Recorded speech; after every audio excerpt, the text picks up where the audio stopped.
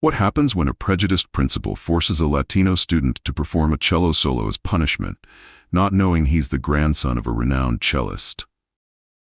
"I don't play," Martinez protested, as Principal Henderson shoved the instrument into his hands.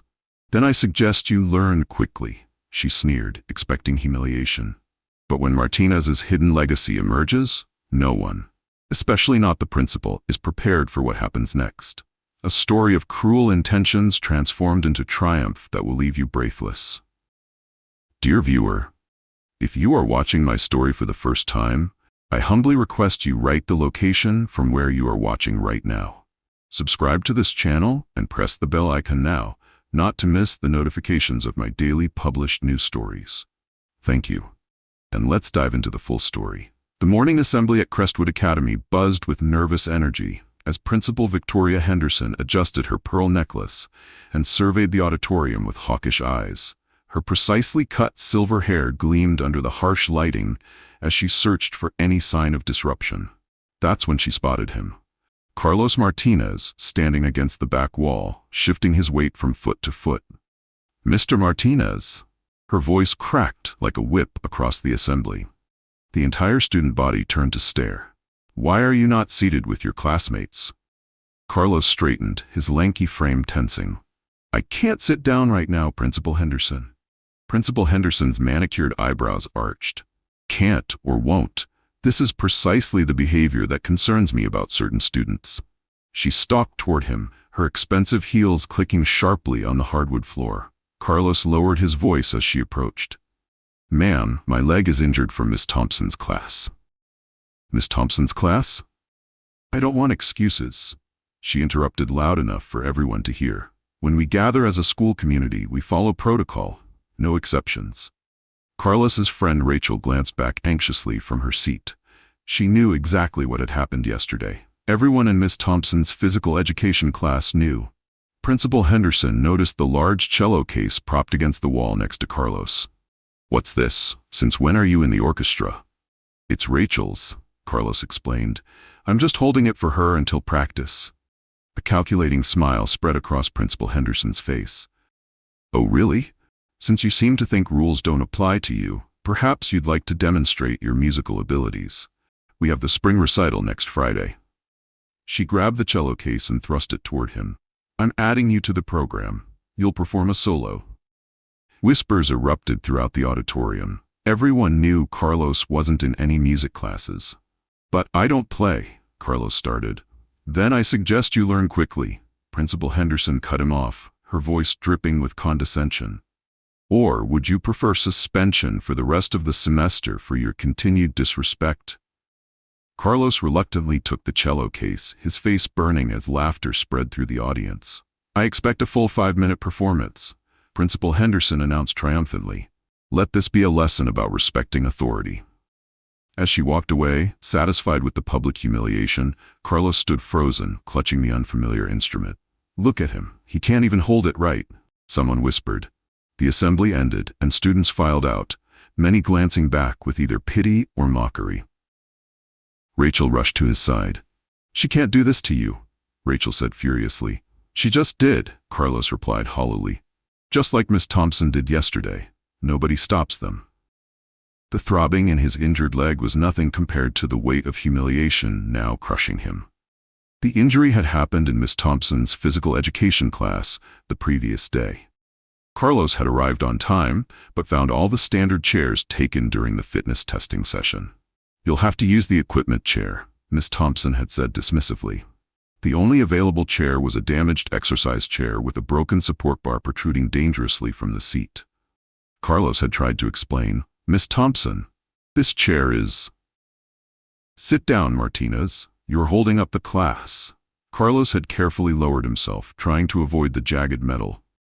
30 minutes into the testing, he shifted position, and the broken bar dug deep into his thigh. He had cried out in pain, instinctively jumping up. "How dare you disrupt my class?" Miss Thompson had shouted, marching over. "Sit back down." When Carlos hesitated, Miss Thompson had grabbed his shoulders and forced him down onto the broken bar. The metal had torn through his track pants, gashing his leg. "To the principal's office." "Now," she had commanded. But Principal Henderson had been in meetings all afternoon. Carlos had waited, bleeding through his bandaged leg, until the final bell. He'd gone straight home, too upset to report the incident. His mother, exhausted from her overnight shift at the factory, had wanted to call the school immediately when she saw the injury. "No, Mama, please," Carlos had begged. "It'll only make things worse. Mijo, this isn't right. They can't treat you this way." "They already do," Carlos had whispered. That night, unable to get comfortable with his injured leg, Carlos had found an old photo album. Inside was a picture of his grandfather, holding a beautiful cello, though Carlos had never known him to play. He was gifted, his mother had explained when she found Carlos studying the photo.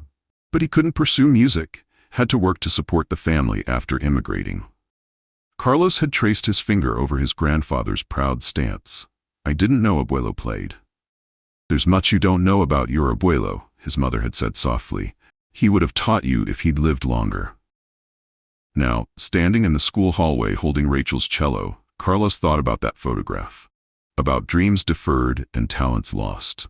"What are you going to do?" Rachel asked. Carlos's phone buzzed with a text from his mother. "How's your leg? Need me to come to school?" He put the phone away without answering. His mother worked too hard already. "I don't know," he finally told Rachel. "I've never even touched a cello before." Rachel's eyes lit up. "I can help. I've played since I was 8. In 10 days? Impossible." Carlos shook his head. "She wants me to fail. That's the whole point." That evening, Carlos sat at the kitchen table, Rachel's cello case unopened before him. His mother prepared dinner, watching him with concern. "You haven't told me about school today," she said. "Principal Henderson humiliated me in front of everyone," Carlos admitted. The whole story poured out. Mrs. Martinez listened, her expression darkening. When he finished, she sat down across from him. "Mijo, there are 2 ways to handle people like Principal Henderson. You can let them break you, or you can rise so high they can't reach you." She nodded toward the cello case. "Which will it be?" "Mama, I can't learn cello in 10 days. Your abuelo learned English in 3 months when he came here. Your father taught himself auto repair from library books. Nothing is impossible for Martinez." Carlos's phone buzzed. "Rachel, ready to start lessons? I can come over tonight." "Rachel offered to teach me," Carlos said.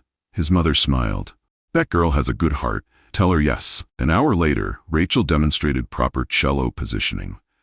"It's all about posture and bow control," she explained. "Your injured leg will make this harder." Carlos winced as he tried to position the instrument. "This is hopeless." "Not hopeless, challenging," Rachel corrected. "And you're not alone." She adjusted his bow grip. "Just feel the instrument for now." The weight of the cello felt strange between his knees. But as he drew the bow across the strings, something stirred inside him. Curiosity. Maybe defiance. "Principal Henderson expects you to quit or embarrass yourself," Rachel said bluntly. "Prove her wrong." Carlos's mother watched from the doorway. "Your grandfather's first instrument was a homemade guitar. He practiced until his fingers bled." Carlos looked up, surprised. "He did?" She nodded. "Music lived in his soul. Maybe it lives in yours too." Carlos thought about Principal Henderson's smug face, about Miss Thompson forcing him onto that broken chair, about every time he'd been dismissed or underestimated. "They expect nothing from me," he said slowly. "So anything I do will surprise them." "Exactly," Rachel smiled. "And I have a plan. We'll focus on one piece, something that sounds impressive but uses simple techniques." Carlos carefully repositioned the cello. "Show me the basics again." As Rachel guided his hands, Carlos made his decision. He would not let Principal Henderson break him. He would not let Miss Thompson's cruelty define him. "I'll need to practice every day," he said. "Before school, lunch breaks, after school." Rachel nodded. "I'll help whenever possible." Mrs. Martinez watched proudly. "This isn't just about proving them wrong, Carlos. It's about discovering something in yourself they never bothered to see." Carlos drew the bow across the strings, producing a harsh screech that made them all wince. But beneath the awkwardness was potential, a note waiting to be born. "Again," Rachel encouraged. "This time, lighter pressure." Carlos tried once more. The sound improved slightly. 10 days, he said, determination settling into his bones despite his throbbing leg. 10 days to learn what takes most people years. His mother squeezed his shoulder gently. If anyone can do it, you can. The kitchen filled with scratching sounds as Carlos practiced basic bow movements. Each attempt was imperfect, but each was a small act of defiance. Against assumptions, against cruelty, against limits others had placed on him. 10 days to transform humiliation into vindication. 10 days to show Principal Victoria Henderson exactly who Carlos Martinez really was. For the next 3 days, Carlos practiced relentlessly. He woke at 5 a.m., careful not to disturb his mother who often worked double shifts. Calluses formed on his fingertips as he practiced the basic scales Rachel taught him. During lunch, instead of eating in the cafeteria, Carlos would slip into the empty band room. Mr. Chen, the sympathetic band director, had given him permission after hearing about the situation. "Just don't break any instruments," Mr. Chen had said, his eyes showing understanding. The third afternoon, Carlos found his usual practice spot, occupied by the jazz band. With nowhere else to go, he reluctantly headed to the music wing, hoping to find an empty practice room. He was so focused on his practice that he didn't notice the door opening. "What are you doing here?" Carlos spun around to find Mr. Novak, the school's strings teacher, standing in the doorway. "I'm sorry, sir," Carlos said quickly. "I needed somewhere to practice." Mr. Novak's eyebrows rose. "Practice? Since when are you in the strings program?" Carlos hesitated, then explained about Principal Henderson's punishment. Mr. Novak's expression shifted from skepticism to interest. "A punishment? Music should never be used as punishment." He studied Carlos. "What are you trying to play?" "Just this simple piece Rachel showed me." Carlos demonstrated, his fingers awkward on the strings. Mr. Novak winced. "Your bow hold is wrong, and your posture will cause problems." He noticed Carlos favoring his injured leg. "Are you hurt?" Carlos explained about his leg, carefully omitting Miss Thompson's role. "That makes this even more challenging," Mr. Novak said. He held out his hand. "May I?" Carlos handed over the cello. Mr. Novak quickly tuned it, then played a beautiful scale that filled the room with rich sound. "Music requires dedication," Mr. Novak said, returning the instrument. "But basics can be learned with proper guidance." He paused. "Show me what you've learned." For 20 minutes, Mr. Novak watched Carlos demonstrate his limited skills, occasionally correcting his technique. "You have natural timing," Mr. Novak observed. "That's something that can't be taught." "Is that good?" Carlos asked. "Essential," Mr. Novak replied. "Technique is learned, but rhythm is innate." He checked his watch. "You can use this room until 5 p.m. Work on your bow grip." As Mr. Novak left, Carlos called after him. "Sir, do you think I can learn enough in a week?" Mr. Novak paused. "With that attitude, probably not." Then he softened. "But with the right mindset and guidance, who knows?" After Mr. Novak left, Carlos practiced until his back ached and his fingers went numb. When he packed up, he wasn't sure he'd improved, but something had shifted. What began as desperate avoidance of humiliation was becoming genuine interest. The next afternoon, Carlos found Mr. Novak waiting in the practice room. "Your bow hold is still incorrect," the teacher said, "and you're compensating too much for your injury." Carlos blinked. "You're helping me?" "Principal Henderson informed the faculty about your special performance," Mr. Novak said, his tone revealing his opinion. "She seemed quite pleased." Carlos felt his face burn.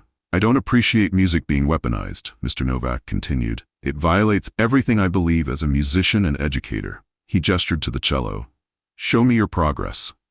For the next hour, Mr. Novak worked with Carlos, correcting technique and teaching him to adjust for his injury. "Before teaching, I played with the Chicago Symphony," Mr. Novak revealed. "I had opportunities many dream of." "Why teach at Crestwood?" Carlos asked. Mr. Novak smiled wistfully. "Personal reasons. But teaching became my true calling. Sometimes our paths take unexpected turns." Over the following days, their sessions continued. Mr. Novak selected a relatively simple piece, The Swan, by Saint-Saëns. That would sound impressive despite Carlos's limited experience. "This piece has a recognizable melody," Mr. Novak explained. "Even if your technique isn't perfect, the emotional impact resonates." Carlos absorbed everything eagerly, practicing until his injury flared and Mr. Novak forced breaks. Despite the pain, something was happening. Notes that once sounded strained began flowing naturally. "You have talent," Mr. Novak observed on the 5th day. "With proper training, you could develop significantly." Carlos shook his head. This is just to survive the recital. Is it? Mr. Novak challenged. I see something more when you play. Something you might not recognize yet. Before Carlos could respond, the door swung open. Principal Henderson stood there, her expression shifting from surprise to anger. Mr. Novak, I wasn't aware you offered private lessons. Just helping a student prepare, Mr. Novak replied evenly. For his assigned performance. Principal Henderson's eyes narrowed. How dedicated. I hope you're not giving Mr. Martinez false hope. On the contrary, Mr. Novak said firmly, I'm ensuring he has a fair opportunity. Principal Henderson's smile didn't reach her eyes. Well, don't let me interrupt. The recital is in 5 days, Mr. Martinez. The school board will attend. She turned to leave. No pressure. After she left, Carlos lowered the cello, hands trembling. She's ensuring I fail publicly. Or, Mr. Novak said quietly, ensuring witnesses to something unexpected. He placed a hand on Carlos's shoulder. Don't play for her, Carlos. Play for yourself. Word spread quickly about Carlos's upcoming performance. Students whispered as he passed, some supportive, others mocking. Miss Thompson constantly called on him in class, hoping to catch him unprepared. I hope your musical pursuits aren't interfering with academics, Mr. Martinez, she'd say whenever he answered correctly, disappointed at being unable to embarrass him. Carlos kept focused on the cello. With Mr. Novak's guidance, his progress accelerated. The teacher was amazed when Carlos replicated complex passages after hearing them once. Extraordinary, Mr. Novak said. Most students need dozens of repetitions. I don't read music well, Carlos admitted, but when I hear something, I feel where the notes belong. Mr. Novak nodded. Playing by ear, a valuable skill many trained musicians lack. You're hearing note relationships intuitively. This ability became their strategy. Rather than teaching Carlos to sight read, Mr. Novak focused on developing his ear and muscle memory. The audience won't know if you're reading or playing from memory, Mr. Novak explained. They'll only care about the sound. By week's end, Carlos could play the Swan with reasonable proficiency. Not perfect, his inexperience showed, but the musicality was there, something raw and honest that moved even Mr. Novak. Something special is happening, the teacher said after a particularly good session. You're connecting emotionally in ways that take years for many. Carlos shrugged, uncomfortable with praise. I'm just trying not to embarrass myself. No, Mr. Novak insisted. You're expressing something deeper now. 1 week before the recital, disaster struck. Carlos arrived at school to find the practice room locked with a notice. All music facilities reserved for ensemble rehearsals, spring recital preparation. Mr. Novak met him with a grim expression. Principal Henderson scheduled mandatory rehearsals every afternoon. The orchestra director says it was a last-minute administrative decision. She's blocking our practice, Carlos realized. Mr. Novak nodded. It seems our principal is concerned about your progress. That afternoon in English, Miss Thompson announced a surprise test on their reading assignment, a lengthy chapter assigned just yesterday. I hope everyone completed the reading, she said, staring at Carlos. This counts for 20% of your grade. Carlos had stayed up late studying, anticipating this. He completed the test confidently, but as he submitted it, Miss Thompson frowned. Mr. Martinez, given your extracurricular activities lately, she said quietly, I'm assigning you a special project, a 15-page analysis of Hispanic authors due tomorrow. We must ensure you're not neglecting academics. Carlos stared in disbelief. But the recital is in 2 days. I need to practice. Your priorities are not my concern, Miss Thompson cut him off. Unless you prefer to fail this course? Carlos left the classroom, seething. In the hallway, he encountered Rachel. What's wrong? She asked, seeing his expression. Miss Thompson assigned me a massive paper due tomorrow, and Henderson blocked the practice rooms, he explained.